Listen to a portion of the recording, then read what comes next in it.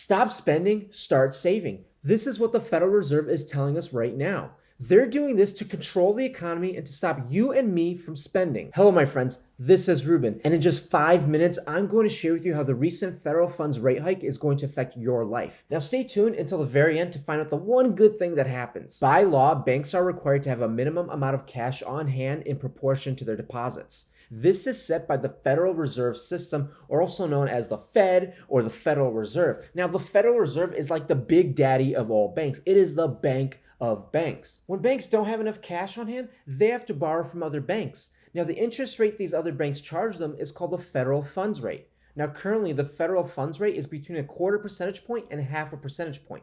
Now, this rate literally affects all other rates related to borrowing and saving. If you've ever carried a balance on your credit card, you'll notice that you're being charged something called the A.P.R, or the annual percentage rate. Now, the A.P.R is calculated by taking the base rate, which is a rate that banks choose, and the prime rate. You add those two together. Now, the prime rate is the lowest interest rate that banks are willing to lend commercially. These are generally held for those with really great credit. The prime rate generally increases whenever the federal funds rate increases as well. And we actually saw that. Now, the prime rate recently increased from 3.25% to 3.5%. You'll most likely see the A.P.R change on your credit card statements in the next few billing cycles. And yes, they can change the rate on your credit card without asking you. You're safe if you already have a car loan with a fixed interest rate. However, if you're looking to buy a new car or a used car with a car loan, get ready to see some higher rates. Car notes and auto loans are generally pegged to something called a 10-year Treasury Yield. A Treasury Yield is the rate that you can make if you invest money into a 10-year Treasury note, also called a 10-year T-note. And guess what? Whenever the federal funds rate increases, generally we see an increase in the yield to a 10-year T-note. And yeah, we did see that. The 10-year T-note has recently increased. Let's recap. A higher federal funds rate contributes to a greater yield on a 10-year T-note, which then contributes to an increase on the fixed rate offered to you when you want to purchase your next car. Do not worry if you have student loans with the federal government. The majority of these loans have interest rates that are fixed and they will not change.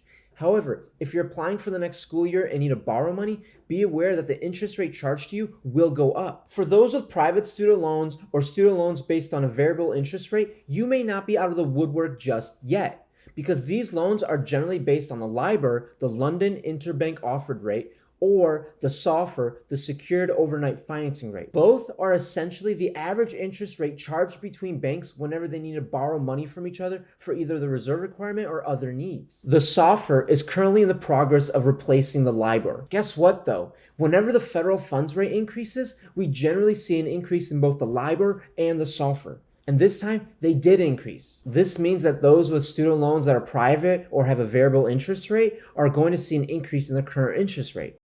If you have a fixed rate mortgage, do not worry, you are safe here. However, if you have an adjustable rate mortgage or are looking to borrow money to purchase a new house, watch out because these rates are going to go up. Mortgage rates are based on a combination of the 10-year T-note yield, the prime rate, and the SOFR, or the Secured Overnight Financing Rate. Now, as we've learned already, whenever the federal funds rate increases, all three of these increase, which causes the mortgage rate offered to you to increase as well. And we're actually seeing that already with mortgage rates going up above 4%, nearing 4.5% already. Ruben, you're killing me. What is the positive part about here? You said there was one positive thing that's happening here. And you're right, there is.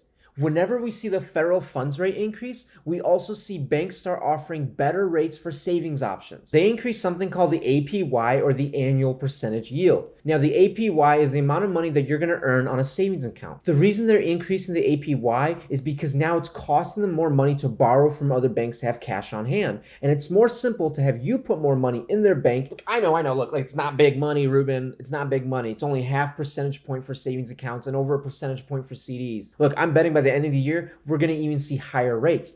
But the point is, these accounts are great for emergency funds and other short-term savings. But why? Why are they doing this? Why is the Federal Reserve increasing the federal funds rate? Well, it's because inflation is up almost 8% across the consumer price index, and inflation will keep rising if we as an economy and as the United States continue to keep spending. The increase in federal funds rate is actually a monetary policy aimed at incentivizing us to save more while decentivizing us to spend more. And we see that because the benefit of saving is increasing with the higher APY, high while the cost of borrowing is increasing with a higher APR. So essentially, they want the whole economy to stop spending more money while saving more money, so that way we can curb inflation to a more reasonable rate. Now, I hope you enjoyed this quick video, and if you did, please give it a like and subscribe. It helps out tremendously. And as always, thanks for watching, and until tomorrow.